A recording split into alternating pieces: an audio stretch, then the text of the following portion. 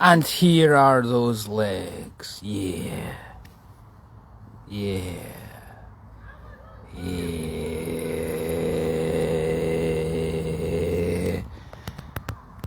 How dare you suggest that I'm addicted to going live?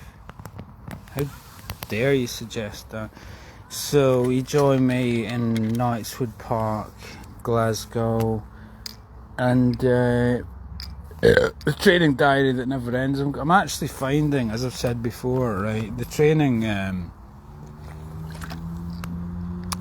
diary / journal, it means the same thing, doesn't it? But is actually one of the tools.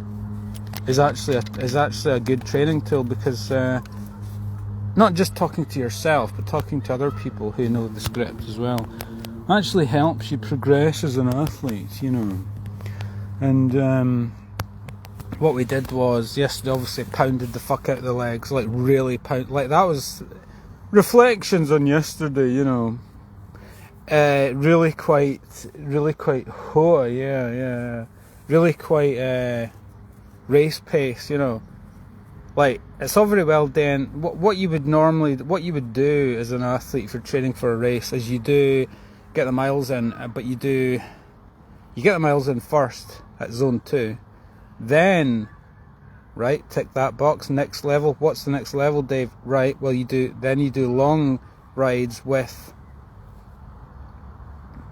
hard sections, so you do like 5-10 minutes going hard, and then the rest of it, you know, so you're replicating race pace within the distance, but you're not doing the whole long distance at race pace. But what I can definitely say is yesterday I basically did nearly 80 miles at race pace, which is ridiculous, but that's not a bad thing, because they've just bumped up, you know, what would they call it, I mean, the overcompensation principle is at the heart of the what it's all about, you know. You obviously stress the muscle, it weakens and it comes back stronger.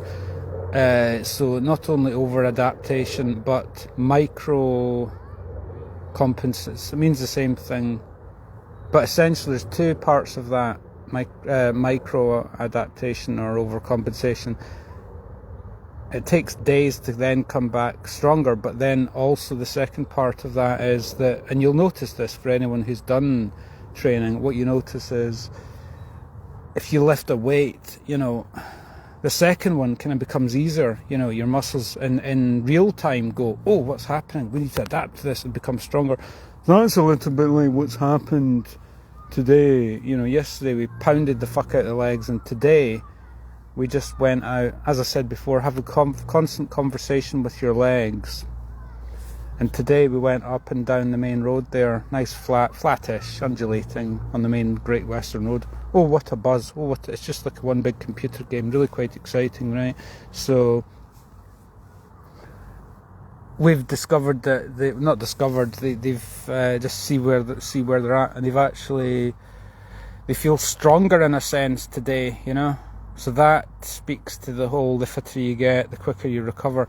Obviously the third day, as I've explained before, pro training tip is 2 days hard, third day off. Well, today sort of attests to that fact, doesn't it? Because look at us today, we've bumped up to a new level, and then the third day, it's a bit like marathons. We do a marathon, you know, second day you're feeling good, you're bumped up to that, but then the third day, it catches up with you. So that's a pro training tip: 2 days hard, so third day rest. So we're not doing 2 days hard, we've done 1 day really hard, and then today just we pushed the boat out a wee bit. We just got, you know, pound, you know, we can feel the strength in the legs, so we're going up. We're going along faster than we've gone before. Just put it in a, you know, grinding reasonably big gear, pushing the boat out a little bit, but not too much. But then tomorrow's going to be third day, so you would expect the legs to seize up, but we're going to have to cycle 80 miles home. So time will tell whether the third day, and you know, they will feel tired tomorrow. So we just have to, it'll be a kind of like 70% effort day, I think, tomorrow. But even though we're going to be tired, fit yet tired, stronger yet tired. You're going to feel tired, but nevertheless, you look at the speed and the power that you're putting out, and you go, oh, we're actually, despite the fact that we're tired, we've got to get home. And we do it, and we go, oh, we're actually better. That'll be the test. We should be stronger even though we're tired. And we won't have a headwind the whole way. So I think even though we'll be tired, it might be fun pushing the boat out a little bit, to see if we'll see how we go, play it by ear, but try and hit 20 mile an hour average on the way home, which would be really quite cool. And then we can chill, that's really quite nice, isn't it? But and that'll be 2 pretty big efforts in the week. And then, but as I've said before, everything's in perspective, right? Remember a couple of years ago, well, it's more than probably 3 or 4 years ago, where I did a mock tour of Britain. So I was doing 7 days. We did a mock tour of Britain on our own, out in training. We're no in a team, we're no racing, so let's replicate it and see what we can do. What did we do? We did 7 days in a row, 100 miles a day for 7 days, 20 miles an hour every day. Now that's when you can you're fit. Pushing 20 mile an hour average speed for a ton ride every day for 7 days. I was fit then, but there's no reason why we can't surpass that, so you got to remember these things when the demons start coming in. You go, oh, I'm old, and oh, I'm getting older. Bullshit, because you go, why can't I do that again? And so that's a wee reference point. That's why I pushed it yesterday, because I could feel I was strong. I'm going, no, there's no such thing as I'm not getting slower, I'm getting stronger. As I said before, there are like 50 plus athletes that are 50 years old and older that have actually broken endurance records, these ultra endurance cycling records and stuff like that, and they're like over 50. So the endurance is suited to the older athlete for a number of reasons. The experience that just when you get to this age, you've got the maturity, and you need that maturity to have to do the whole thing, to do the discipline, the training constantly, and to be able to deal with setbacks, and it just suits. Being a good endurance athlete suits the older rider. So we'll finish with that thought and see how we get on tomorrow, and we'll fly home and just enjoy the fruits of our labour.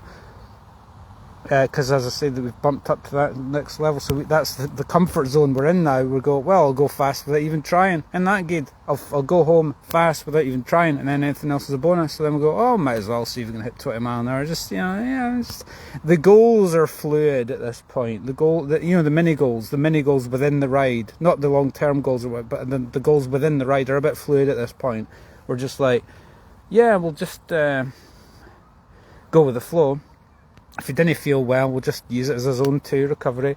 If I feel good, again, the Bruce Lee water thing, like the Kenyans can, and it's a simple principle. When you're no feeling good, you ease off, and when you're good, you push it. So, but no too much. Don't push it too much. But on the way back, we'll go, why don't we see how we feel? If we feel good and we've got a nice tailwind, go for it. See if we can hit 20 mile an hour for the ride home, and we'll have a beautifully orgasmically euphoric